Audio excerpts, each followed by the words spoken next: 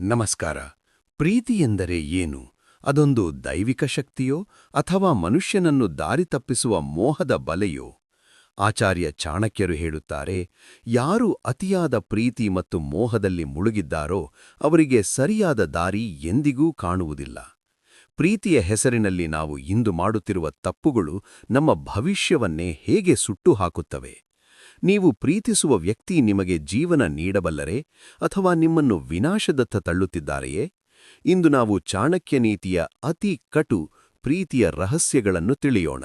ಮೊದಲನೆಯದು, ವ್ಯಾಮೋಹವೇ ವಿನಾಶದ ಮೂಲ. Attachment is destruction. ಚಾಣಕ್ಯರ ಅತ್ಯಂತ ವಿವಾದಾತ್ಮಕ ಮತ್ತು ಕಟು ಸತ್ಯ ಇಲ್ಲಿದೆ. ಅತಿಯಾದ ಪ್ರೀತಿ ನಿಮ್ಮ ಆತ್ಮಗೌರವವನ್ನು ನುಂಗಿ ಹಾಕುತ್ತದೆ. ಯಾವಾಗ ನಿಮ್ಮ ಬದುಕಿನ ಸಂತೋಷ ಮತ್ತು ದುಃಖ ಕೇವಲ ಇನ್ನೊಬ್ಬ ವ್ಯಕ್ತಿಯ ಮೇಲೆ ಅವಲಂಬಿತವಾಗುತ್ತದೆಯೋ ಅಂದೇ ನೀವು ನಿಮ್ಮ ಸ್ವಾತಂತ್ರ್ಯವನ್ನು ಕಳೆದುಕೊಂಡಿದ್ದೀರಿ ಎಂದರ್ಥ. ಪ್ರೀತಿಯಲ್ಲಿ ಅಂಧರಾದವರಿಗೆ ತನ್ನ ಗುರಿ ನೆನಪಿರುವುದಿಲ್ಲ, ತನ್ನ ತಂದೆ ತಾಯಿಯ ಕಣ್ಣೀರು ಕಾಣುವುದಿಲ್ಲ. ಚಾಣಕ್ಯನ ಪ್ರಕಾರ ಯಾವ ಪ್ರೀತಿಯೂ ನಿಮ್ಮ ಕರ್ತವ್ಯದಿಂದ ನಿಮ್ಮನ್ನು ದೂರ ಮಾಡುತ್ತದೆಯೋ ಅದು ಪ್ರೀತಿಯಲ್ಲ, ಅದು ಕೇವಲ ಒಂದು ಮಾನಸಿಕ ರೋಗ. ಎರಡನೆಯದು, ಯೋಗ್ಯತೆಯಿಲ್ಲದ ಪ್ರೀತಿ. Love without merit.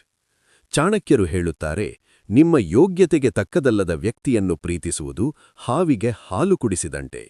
ನೀವು ಯಾರನ್ನು ಪ್ರೀತಿಸುತ್ತಿದ್ದೀರೋ ಅವರು ನಿಮ್ಮ ಸಂಸ್ಕಾರ ಮತ್ತು ನಿಮ್ಮ ಮೌಲ್ಯಗಳಿಗೆ ಬೆಲೆ ನೀಡದಿದ್ದರೆ ಅಂತಹ ಸಂಬಂಧವು ನರಕಕ್ಕೆ ಸಮಾನ. ಪ್ರೀತಿಯು ಪರಸ್ಪರ ಗೌರವದ ಮೇಲೆ ನಿಂತಿರಬೇಕು. ಕೇವಲ ರೂಪ ಅಥವಾ ಮಾತುಗಳಿಗೆ ಮರುಳಾಗಿ ನಿಮ್ಮ ಜೀವನವನ್ನು ಒಬ್ಬ ಅಯೋಗ್ಯ ವ್ಯಕ್ತಿಯ ಕೈಗಿಟ್ಟರೆ ಕೊನೆಯಲ್ಲಿ ನಿಮಗೆ ಸಿಗುವುದು ಕೇವಲ ನೋವು ಮತ್ತು ಪಶ್ಚಾತ್ತಾಪ ಮಾತ್ರ. ಪ್ರೀತಿಸುವ ಮುನ್ನ ಅವರ ಚಾರಿತ್ರವನ್ನು ಪರೀಕ್ಷಿಸಿ. ಮೂರನೆಯದು, ನಿಸ್ವಾರ್ಥತೆ ಎಂಬ ಭ್ರಮೆ. ಚಾಣಕ್ಯನ ಈ ಮಾತು ಕೇಳಲು ಅಸಹ್ಯವೆನಿಸಬಹುದು. ಸ್ವಾರ್ಥವಿಲ್ಲದೆ ಯಾರೂ ಯಾರನ್ನೂ ಪ್ರೀತಿಸುವುದಿಲ್ಲ. ಪ್ರತಿಯೊಂದು ಪ್ರೀತಿಯ ಹಿಂದೆ ಒಂದು ಅವಶ್ಯಕತೆ ಇರುತ್ತದೆ. ಅದು ದೈಹಿಕವಾಗಿರಬಹುದು, ಆರ್ಥಿಕವಾಗಿರಬಹುದು ಅಥವಾ ಮಾನಸಿಕವಾಗಿರಬಹುದು. ಯಾವಾಗ ನಿಮ್ಮಿಂದ ಸಿಗುವ ಲಾಭ ನಿಂತು ಹೋಗುತ್ತದೆಯೋ ಅಂದು ಆ ನಿಸ್ವಾರ್ಥ ಪ್ರೀತಿಯ ಬಣ್ಣ ಮಾಸಲು ಶುರುವಾಗುತ್ತದೆ. ಈ ಸತ್ಯವನ್ನು ಅರಿತವನು ಮಾತ್ರ ಪ್ರೀತಿಯಲ್ಲಿ ಮೋಸ ಹೋದಾಗ ಕುಸಿದು ಬೀಳುವುದಿಲ್ಲ. ಜಗತ್ತಿನ ಅಸಲಿ ಮುಖವನ್ನು ಅರಿಯಿರಿ, ಆಗ ನಿಮ್ಮ ಹೃದಯಕ್ಕೆ ಯಾರೂ ಗಾಯ ಮಾಡಲು ಸಾಧ್ಯವಿಲ್ಲ.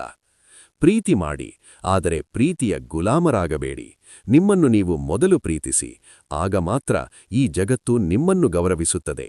ಚಾಣಕ್ಯನ ಈ ಕಠಿಣ ಮಾತುಗಳು ನಿಮ್ಮ ಬದುಕಿಗೆ ಸ್ಪಷ್ಟತೆ ನೀಡಲಿ. ಪ್ರೀತಿಯ ಹೆಸರಿನಲ್ಲಿ ನೀವು ಎಂದಾದರೂ ಮೋಸ ಹೋದಿದ್ದೀರಾ? ಕಾಮೆಂಟ್ನಲ್ಲಿ ನಿಮ್ಮ ಅನುಭವ ಹಂಚಿಕೊಳ್ಳಿ.